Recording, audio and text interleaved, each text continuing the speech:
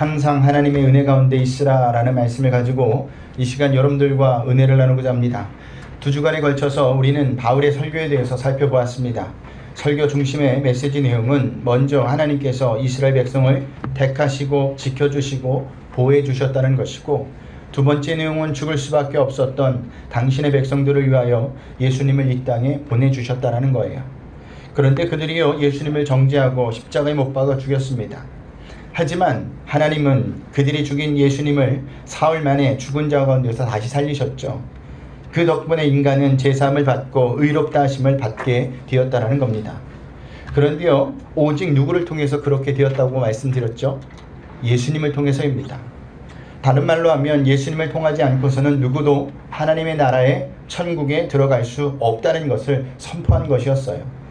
그러면서 마지막으로 하박국 선지자의 말씀을 인용하면서 복음을 거부하는 자들이 망했던 것처럼 너희도 예수님을 거부하게 되면 망할 수밖에 없으니 거부하지 말라는 겁니다. 다시 말해 예수님이 아니고서는 그 누구도 하나님의 심판을 피할 수 없다는 것을 경고한 것이죠. 이것이 바울의 설교였습니다. 이렇게 바울의 설교를 들은 자들은 두 가지 반응을 보입니다. 첫 번째 반응은 바울과 바나바가 설교를 마치고 나가려는데 사람들이 바울에게 다음 안식일에도 복음을 전해 달라는 것이었습니다. 오늘 본문입니다. 42절을 보겠습니다. 우리 한 목소리를 읽어봅니다. 그들이 나갈새 사람들이 청하되 다음 안식일에도 이 말씀을 하라 하더라. 아멘. 그런데 이것은요 인사치레로 그냥 하는 말이 아니었습니다. 여기 사람들이 청하되라는 말은 헬라어의 미완료 과거형으로서 사람들이 거듭 바울과 바나바에게 간청을 했다는 의미예요.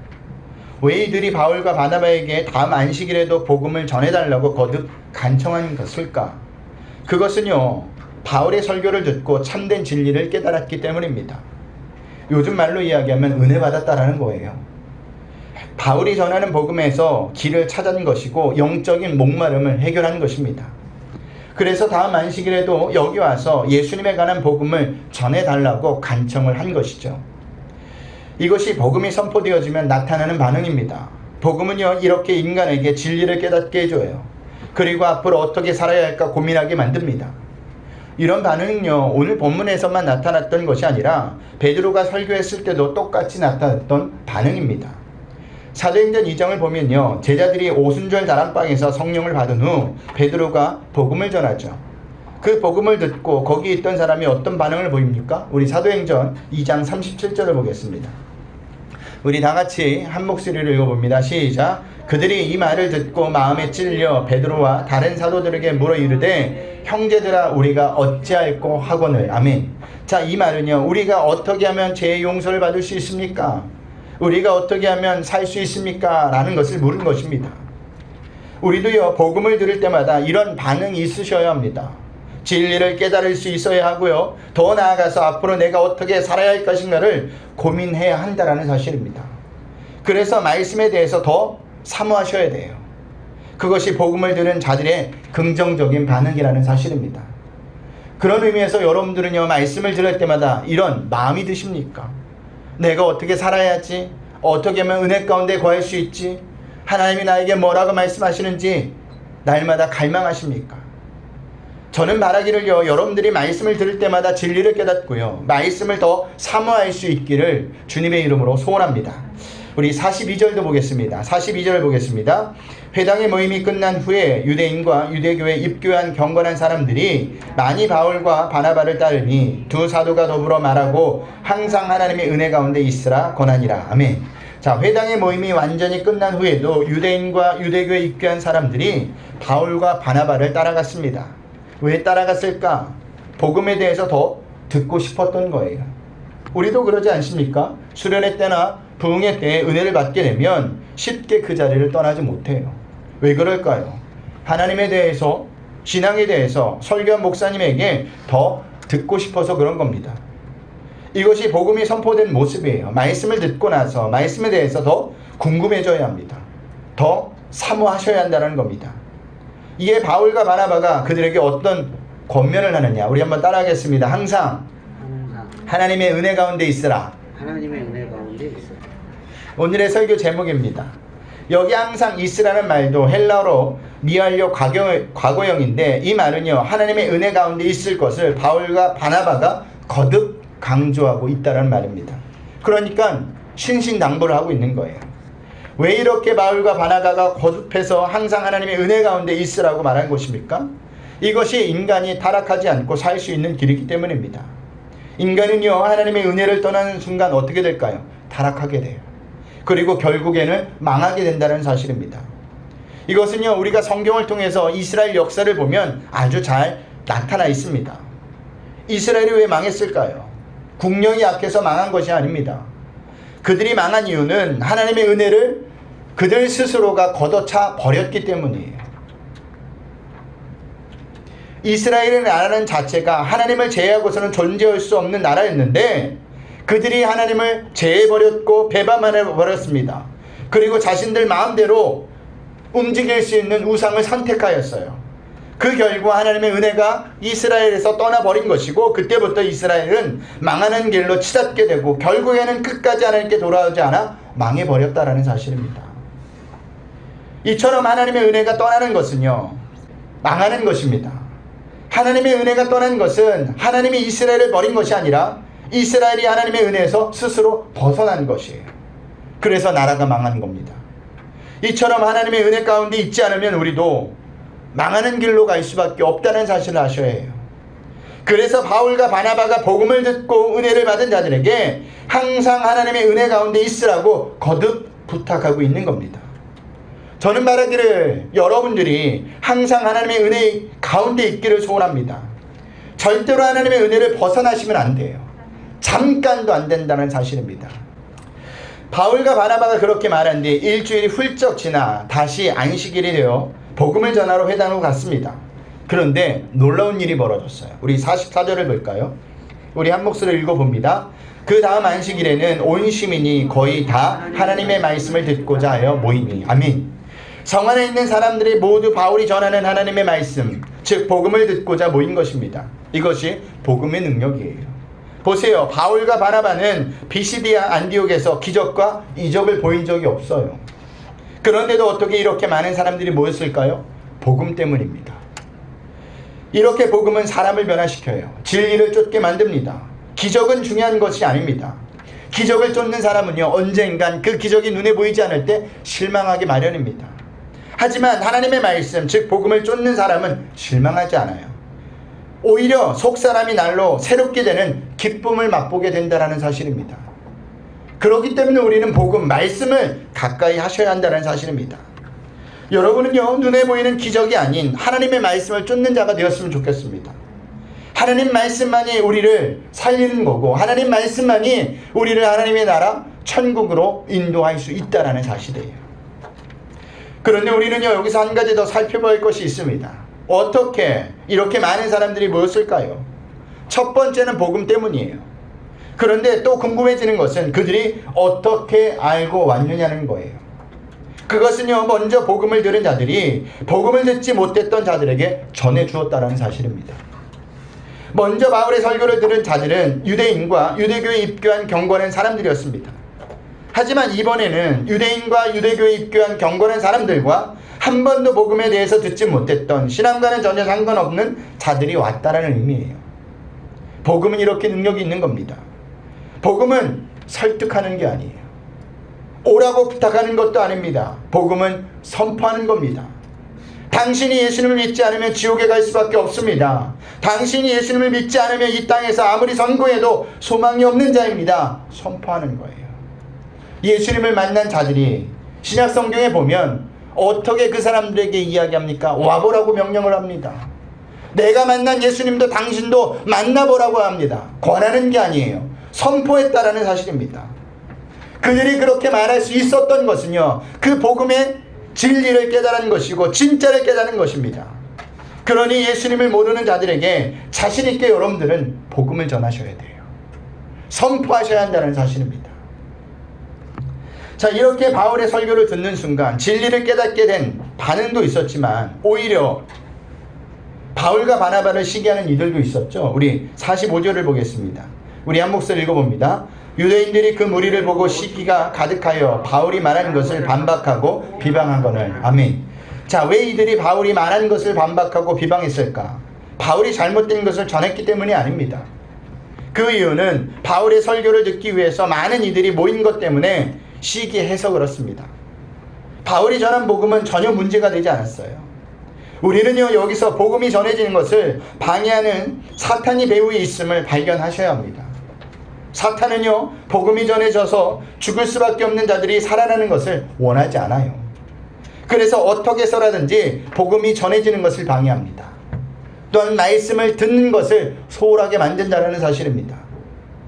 이에 바울과 바나바가 어떤 태도를 보이죠? 우리 46절을 봅니다. 한 목소리 읽어봅니다. 바울과 바나바가 담대히 말하여 이르되 하나님의 말씀을 마땅히 먼저 너희에게 전할 것이로되 너희가 그것을 버리고 영생을 얻기에 합당하지 않는 자로 자처하기로 우리가 이방인으로 향하노라. 아멘. 복음을 방해하는 자들에게 담대히 말하는 것을 볼 수 있습니다. 이것이 복음을 가지고 있는 자들의 모습이에요. 오늘날 많은 성도들의 문제가 무엇일까요? 복음에 대한 비겁함을 가지고 있다는 사실입니다.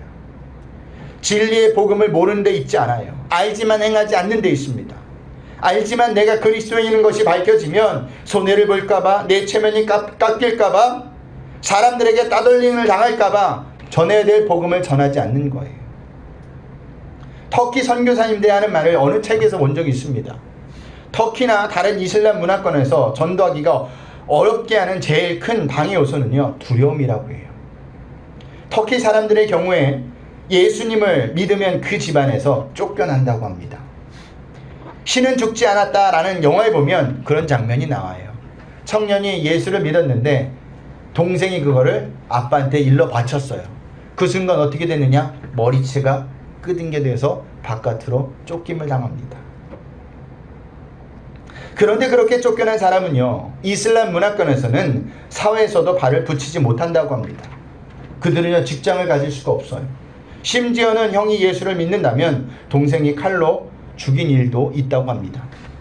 이렇게 하는 이유는 가족에게 수치를 주었다라는 거예요. 이것이 이슬람입니다.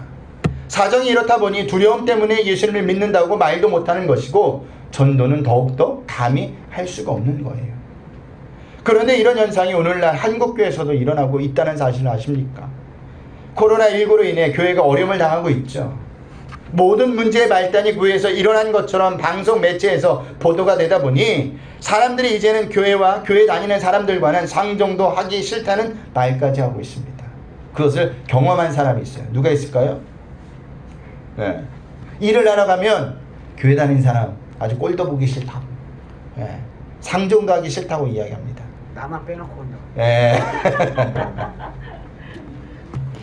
상황이 이렇게 되다 보니까 자신이 그리스도인이라는 것을 밝히기가 두려워졌다라는 거예요. 왜 두려워졌을까요? 자신이 그리스도인이라는 것을 밝히는 순간 자신에게 불이익이나 피해가 올 것이라고 생각하기 때문입니다. 그래서 그리스도인이라는 것을 밝히는 것을 두려워하는 거예요. 또한 어떤 목사님은요, 당분간 전도는 포기를 해야 할 것 같다고 이야기도 합니다. 참으로 안타까운 현실이에요. 그런데요, 저는 이것 또한 사탄이 거의 마지막 때가 되어서 이 땅의 복음이 전해져 죽을 수밖에 없는 자들이 살아나는 것을 원치 않는 사탄의 방해라고 생각합니다. 지금 사탄은 마지막 발악을 하는 거예요. 그렇기 때문에 그 사탄의 발악에 지면 안 됩니다. 분명히 우리가 잘못한 것도 있어요. 잘했다는 소리가 아닙니다. 그래서 어려움이 온 것도 사실입니다. 하지만 대부분의 교회들은 그렇지 않잖아요. 대부분의 교회들은요, 최선을 다해 방역을 잘 준수하며 예배를 지킵니다. 드립니다.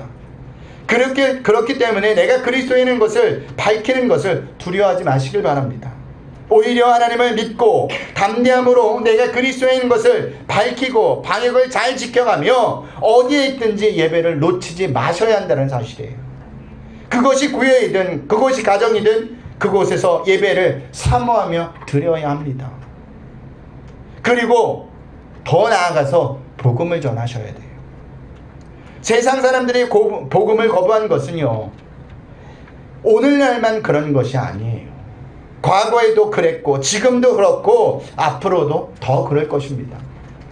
그들은 복음을 거부하게 돼 있어요. 왜냐하면 하나님을 모르기 때문이에요. 그렇기 때문에 우리는 그래도 복음을 전하셔야 합니다. 그 대신 모든 것을 맡기셔야 돼요. 누구한테? 하나님께요. 복음을 전하고 그 다음 영역은 우리의 영역이 아닙니다. 하나님의 영역이에요. 하나님께서 우리가 전하는 복음을 통해 구원받을 만한 당신의 백성들을 구원하신다라는 사실입니다. 오늘 본문도 보세요. 똑같이 복음이 선포되어졌는데 어떤 부류는 하나님을 만나고 어떤 부류는 하나님을 반대합니다. 구원받을 사람이 따로 있다라는 사실이에요. 자, 그리고 바울이 담대하게 무엇을 말합니까? 유대인들에게 먼저 가야 할 복음이 왜 이방인에게로 돌아가게 됐는지 설명합니다. 여기 나오는 차처하기로 오는 헬라어 동사 크리노인데 이 뜻은요, 판정하다, 작정하다, 결정하다라는 뜻을 가지고 있습니다. 유대인들이 바울로 하여금 더 이상 하나님의 말씀을 전하지 못하도록 반박하고 비방했다는 것은요, 그들 자신은 하나님으로부터 영원한 생명을 얻는 사람이 아니라는 것을 스스로 판정하고 작정하고 결정했다라는 의미예요. 그래서 바울이 이방인들에게 복음을 전한다고 지금 말하고 있는 겁니다. 여기에 아주 중요한 메시지가 있어요. 복음이 주어졌지만 복음을 거부하는 사람들에게는 복음이 가지 않는다는 거예요. 무슨 말이냐면 복음을 거절하면 그 복이 다른 데로 흘러간다는 사실입니다. 저는 말하기를 여러분이 복음을 거절하지 않기를 소원합니다. 복음을 먼저 받아야 할 대상은요, 이방인이 아니라 먼저 유대인이었어요. 그러나 그들이 복음을 거부했기 때문에 복음이 이방인에게 간 것이고 그 덕분에 우리에게까지 왔습니다. 그렇기 때문에 우리에게 온 이 복을 나만 누릴 것이 아니라 자녀에게도 동일하게 전하셔야 돼요. 물려주셔야 돼요. 자녀들에게 온전한 신앙의 유산을 물려주라는 겁니다. 그러기 위해서는요, 부모가 자녀에게 어렸을 적부터 성경을 가르치고 성경을 익혀야 하고 기도를 하게 해야 하고 교회에 출석하게 해야 합니다. 또한 열심히 신앙생활을 하게 만들어야 합니다. 그래야 그들이 세상에 나아가서도 신앙생활을 잃어버리지 않고 신앙을 잘 지킬 수 있는 거예요. 그러면서 바울은요, 자신이 이방인에게 복음을 전한다는 것을 이사야 말씀을 인용하며 선포하고 있습니다. 우리 47절, 48절을 보겠습니다. 우리 한 목소리 읽어봅니다. 주께서 이같이 우리에게 명하시되 내가 너를 이방인의 빛으로 삼아 너로 땅끝까지 구원하게 하리라 하셨느니라 하니 이방인들이 듣고 기뻐하여 하나님의 말씀을 찬송하며 영생을 주시기로 작정된 자는 다 믿더라. 아멘. 자, 이 말씀은요, 이사야 49장 6절에 나오는 말씀입니다. 바울은 이 말씀을 인용하여 이제부터는 이방인에게 복음을 전하겠다고 선포하고 있는 거예요. 그런데 사실 이 말씀은요, 하나님께서 이스라엘 백성에게 주신 명령입니다. 말씀이에요. 이런 이유 때문에 하나님은요, 이스라엘 백성을 선택하신 겁니다. 그런데도 이스라엘 백성은요, 이방인을 어떻게 취급을 하냐? 개처럼 취급을 하죠. 여기서부터 유대인의 비극이, 이스라엘의 비극이 시작됩니다. 그로 인해 600만 명이 되는 유대인들이 학살을 당하게 됩니다. 또한 나라를 잃어버리게 되고요, 전 세계를 방황하며 살게 된다는 겁니다. 이것은 무엇을 의미하느냐 하면 하나님의 백성은 하나님의 뜻대로 살아야 고생이 없다라는 거예요. 고난이 없다라는 사실입니다. 하나님이 이스라엘 백성을 선택하신 것은요, 이방인의 빛을 삼기 위해서입니다. 그런데 이스라엘 백성들이 그것을 저버렸어요. 이것은 우리도 마찬가지예요. 하나님께서 우리를 다른 사람보다 먼저 부르셔서 복을 주신 이유는 우리만 잘 먹고 잘 살라고 주신 것이 아닙니다. 우리에게 주신 모든 지식과 모든 지위, 모든 신분, 모든 물질은 모두 다 하나님의 영광을 위해 쓰라는 겁니다. 그렇기 때문에 우리는 그것을 가지고 잘 사용하셔야 돼요. 이렇게 바울이 유대인들에게 선포하자 누가 옆에서 듣고 기뻐하고 찬송합니까? 누가 기뻐하고 찬송해요? 이방인들이에요. 이방인은 유대인이 복음을 거부했기 때문에 수지 맞은 사람들입니다. 맞죠? 얻어 걸린 거예요. 네. 우리 또한 마찬가지로 수지 맞은 사람들이에요. 이것을 누가 결정하셨습니까? 하나님이 결정하셨다는 사실입니다. 그 말씀이 영생을 주시기로 작정된 자입니다. 이 말씀의 의미는요, 구원은 전적인 하나님의 권한에 있다는 거예요. 그렇기 때문에 구원받은 것은 우리의 자랑이 될 수 없어요. 구원받은 것은 전적인 하나님의 영역입니다. 나는 예수 믿어서 구원을 받았고 너는 안 믿어서 구원을 받지 못했다, 아니에요. 하나님이 먼저 우리에게 은혜를 베풀어 주셨기 때문에 그런 마음이 생긴 거지, 내가 막 믿기로 작정했다고 해서 믿어지는 것이 아니라는 사실입니다. 그러니 구원한 하나님께 우리는 겸손하고 감사한 마음만 있을 따름이라는 사실입니다. 그러니 우리는 먼저 구원을 자랑하지 마시고 그 대신 하나님께 감사와 기쁨으로 영광을 돌릴 수 있기를 주님의 이름으로 소원합니다. 자, 하지만 이와 반대로 복음이 전해지는 것을 반대한 자들은 계속해서 어떤 반응을 보이느냐. 우리 50절을 볼까요? 우리 한 목소리로 봉독합니다. 이에 유대인들이 경건한 부인들과 그 신의 유력자들을 선동하여 바울과 바나바를 박해하게 하여 그 지역에서 쫓아내니. 아멘. 그들은요 끝까지 복음을 전하지 못하도록 사람들을 동원하여 바울과 바나바를 비시디아 안디옥에서 쫓아냅니다. 그래서 그들은 더 이상 그곳에 있지 못하고 떠나 다른 선교지로 가게 되죠. 그렇게 바울과 바나바가 비시디아 안디옥을 떠나게 되었지만 그곳에 어떤 일이 계속되어집니까? 52절입니다. 우리 한 목소리 읽어봅니다. 제자들이 기쁨과 성령이 충만하니라. 아멘. 자, 여기서 말하는 제자들은 비시디아 안디옥에서 바울이 선포한 복음을 듣고 믿음을 가진 자들을 말합니다. 그 제자들에게 기쁨과 성령이 충만해져 갔다고 합니다. 지금 자신들에게 복음을 전해준 바울과 바나바가 박해를 받고 떠나버렸어요. 그러면 슬퍼해야죠. 안타까워해야죠. 아쉬워해야죠. 그런데 그들이 어떻게 기쁨과 성령 충만함이 가득할 수가 있죠? 이것이 복음의 놀라운 비밀입니다. 복음은 사람이 전하지만 역사는 누가 하시느냐? 하나님이 하신다는 거예요. 바울이 전해주기는 했지만 바울이 그것을 떠났다고 해서 하나님도 함께 떠난 것이 아니라는 사실입니다. 하나님의 은혜는 당신의 백성들에게 계속 부어진다는 사실이에요. 제가 이렇게 말씀을 선포하고 우리가 예배를 드리지만 이 은혜는 여기서만 임하는 것이 아니라 여러분의 삶 가운데서도 한 주간 내내 부어진다는 사실입니다. 그것을 우리가 잊지 마셔야 돼요. 여러분은 혼자가 아닙니다. 하나님이 여러분과 늘 함께하고 계세요. 늘 좋은 것으로 공급해 주시고 있다는 사실입니다. 그래서 그들이 성령 충만할 수 있었던 거예요. 이것은요 오늘날 교회 중심이 누구여야 하는지를 다시 한번 생각하게 돼요. 교회 중심은 사람이 될 수 없어요. 특히 목회자가 될 수 없습니다. 목회자가 교회의 주인이 아니에요. 교회의 주인은 하나님 한 분이십니다. 그러니 목회자에게 너무 비중을 많이 두지 마시길 바랍니다. 그 대신 우리 중심에는 하나님만 있어야 합니다. 하나님이 우리의 기쁨이 유일한 이유여야 해요. 하나님이 우리의 성령 충만한 유일한 이유여야 한다는 사실입니다. 그럴 때 우리의 기쁨과 성령 충만함은 절대로 환경의 영향을 받지 않아요. 사람의 영향을 받지 않는다는 사실입니다. 왜 우리가 코로나19를 통해서 우리의 민낯이 드러나는 겁니까? 왜 우리 믿음이 없음이 발각된 것이죠? 우리 중심에 하나님이 없기 때문입니다. 우리 중심에 말씀이 없기 때문이에요. 우리가 이것을 깨달으셔야 돼요. 바울이 떠났지만 안디옥에 있던 성도들은 기쁨이 사라지지 않았어요. 성령 충만함이 사라지지 않았다는 사실입니다. 여전히 성령 충만하였고 기쁨이 있었다는 거예요. 왜요? 하나님이 그 마음 가운데, 말씀이 그 마음 가운데 있었기 때문이라는 사실입니다. 그렇다면 오늘을 살아가는 우리는 어떻게 할까요? 오늘 말씀의 제목처럼 항상 하나님의 은혜 가운데 있어야 합니다.